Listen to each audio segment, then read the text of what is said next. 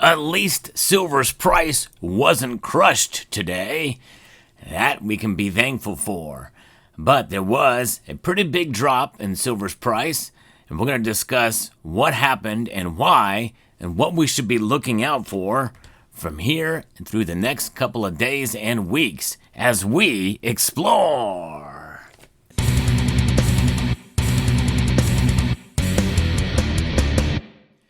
Right, the precious metal markets have been hit today. In fact, this is really not unexpected by any stretch. All the metals are down. Moments before the markets close, we're seeing drops in every single metal save for rhodium. It is up over 5% today. Rhodium's kind of been getting some attention here lately in the markets. But let's go through each of these as we discuss what's happening with gold. It is down just $2.40 today. Not a huge drop. That equates to less than 1/10 of a percentage point drop in gold's price today. It's holding on, and it's broken another record high yesterday. It got over $3,050 an ounce. In fact, earlier in the day, it got up to $3,055 per ounce. Silver is down 27 cents right now. That's a 0.8% drop. That leaves us at $33.57 for the ask price. The high today was $34, but it did get down below $33 earlier in the day in early trading. So a little bit of a scary time for silver, but we did recapture here as the day has gone on here. Platinum and palladium have also fallen. Platinum actually took the biggest hit, over 1.1% drop for platinum's price. So what's going on here? Well, it's all around the Fed decision. That's right. But in times like these, when there is a dip, even about a 30-cent drop in silver's price, well, that might be a good time to peruse around your favorite bullion dealer website to see if there's any deals out there. Now, the sponsor of this channel is Summit Metals, and I'm just putting their name out there to include them in your list of dealers to shop around for to find the best price. SummitMetals.com. You might be surprised in what you can find there. First-time customers, by the way, can get 5 ounces of silver at spot if you go to their deals and enter the code new customer at checkout. Silver price has held on to some gains after a previous session of losses, trading around $33.50 right now as of the recording of this video, 57 cents. During Asian hours Thursday. However, the non-interest-bearing metal faces pressure following the Federal Reserve's interest rate decision. As it was widely expected, the Fed maintained the federal funds rate at 4.25% to 4.5% during its March meeting, but reaffirmed its outlook for 2 rate cuts later this year. This stance aligns with forecasts of slower GDP growth and higher unemployment, counterbalancing concerns over rising inflation in the United States, potentially driven by aggressive tariffs imposed by Donald Trump. Those tariffs, most of them will take place on the 2nd of April, but there's some negotiating happening behind the scenes that we're not privy to.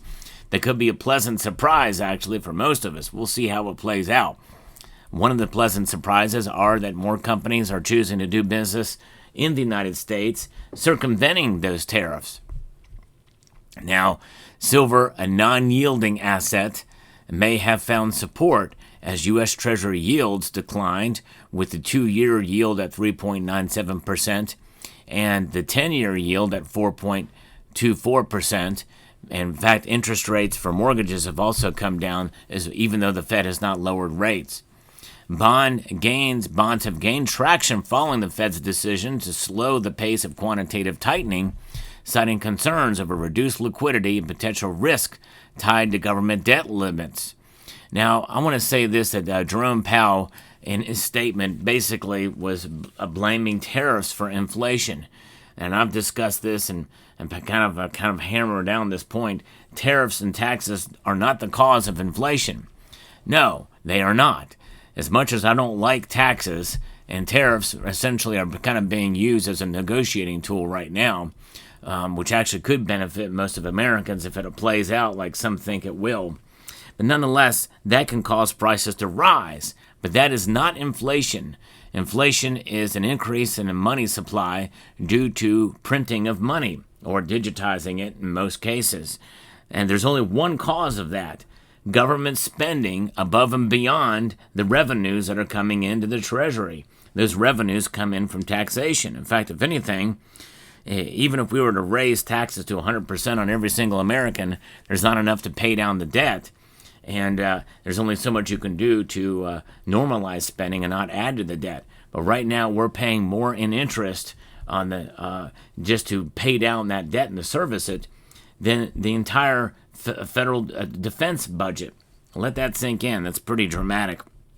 Nonetheless, silver's down, and as a result of the stronger dollar because of that, whenever you keep interest rates where they're at, and that's going to strengthen the dollar. It is up now 0.41% to 103.8, which is not as high as it had been in the past, but anything above 100 really is a pretty strong currency compared to others out there. Silver lease rates have surged due to shrinking stockpiles, particularly in London, as silver's flow towards the U.S. to capitalize on higher prices. We've seen that. It has had a ripple effect as the COMEX now has stopped and delisted the silver coming in from the London Bullion Market Association. Banks and traders lease silver to ensure short-term liquidity for trading or operational needs. The shift has widened price gaps between major markets, with spot silver up 17% this year, outperforming other commodities. With this pullback, and even when you compare gold to silver, in fact, the gold to silver ratio is sitting at 90.99. It's almost at 91 now. That's frustrating for many silver stackers, no question about that. I certainly understand that. And myself, I feel frustrated as well. Notwithstanding, performing 17% even with this pullback, I think, tells us something that we need to know about silver. It's doing okay. It's all right. And these little pullbacks are just opportunities, I think, if you're a buyer, to look into a way to lower your dollar cost averaging. And it's performing and outperforming inflation. Probably even measured by shadow stats, it's outperforming inflation. I think that's something to celebrate, folks. Additionally, physical silver transfers from Canada and Mexico are strained by tariffs, further tightening supply. Growing fears of a silver squeeze could disrupt trade for months, especially if they're affected by the tariffs, which some theorize that they may not be. And if that's the case and the tariffs come in to play, then I think that could mean that silver price could drop down even more. So that's one thing to look out for: a falling silver price if the tariffs come into play and silver's not impacted, because there could be exceptions. There could be deals that are made, especially with Mexico. There's really not the contention that we see there as we do see with the Canadian officials. And of course, I know Trump is trolling the Canadians and saying that they're going to be the 51st state. I think it's more of a bigger notion with $200 billion or whatever that they're paying into the United States is paying into Canada.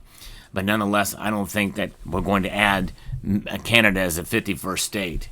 I think it's just trolling by Trump. But nonetheless, this situation we find ourselves in with silver is something that we have to understand and realize that silver is a metal that is largely a commodity. It's traded as a commodity, which means that it is prone to price fluctuations. And all the technical analysis in the world can just disappear in terms of pattern analysis if you're punched in the face from these natural market forces. I'm referring to what Mike Tyson has said: everybody has a plan until they're punched in the face. And put that in the comment section down below, by the way, punched in the face, because all of the trend lines, we've seen it happen before with silver. And it could be bad, especially if things normalize and we start to see peace in the Middle East again, and more hostages released, and another ceasefire, which it doesn't look like that's going to happen anytime soon. But nonetheless, there's that. There's a situation with the Russia and Ukraine that there could be a partial ceasefire there. And so anything like that normalizes things and deals being made means that the geopolitical risks aren't going to be there and strong, and supply chains can come together. So we'll see how that all plays out. Now, you're probably wondering what this is. This is a 2-ounce round that I got some time ago from the Gods of Olympus series. And I think this is Osiris or whatever. And, it's kind of a macabre theme, but I kind of like the design on it. I love the symmetry on it. But, I just thought I'd bring something a little bit different to show folks here. It's a matte finish with an antiquing on it. I kind of like the finish on it. Silver is one of those metals that just with the number of variety of uses, that's 10,000 uses for silver in applications. And, of course, we remember a time when silver was used as money. Circulated in coins like this. Wasn't that long ago. And so, but now there's so many uses, so many more uses now, even since silver stopped circulating as money. And there's that. With that being said, there's many drivers that can affect the price one way or another. It's a complicated market, no question about that. Which is why I'm not all that upset when the price goes down like this, and I'm also not all that concerned when the gold to silver ratio widens even further. They're just becoming two different markets these days. Notwithstanding, one thing you have to understand is that silver will follow gold still, and no question, but at a different rate. And those are the kinds of things we have to understand that can lead silver to fall much more dramatically than gold, or rise much more dramatically than gold, which is going to happen much less given some of these circumstances. Now, speaking of the fluctuation of the markets, silver is recovering right now, at least as I watch these markets before they close. It's now down only 21 cents to $33.63. So watch for that price to reach back to some critical levels again. We talk about resistance. In fact, remember this community mentioned $33.75 between that number and $33.85 to being a technical analysis indicator to see if it breaks through that and stays above that we could see it move in a positive direction and maybe even at a good rate. But we're below that again now, so we just have to watch and see. Let me know what your thoughts are in the comment section down below. Hope you found this video informative, insightful, and educational. Would like to extend a multitude of gratitude to each and every one of you for taking the time to watch, and to encourage you to please rate, share, comment, and subscribe.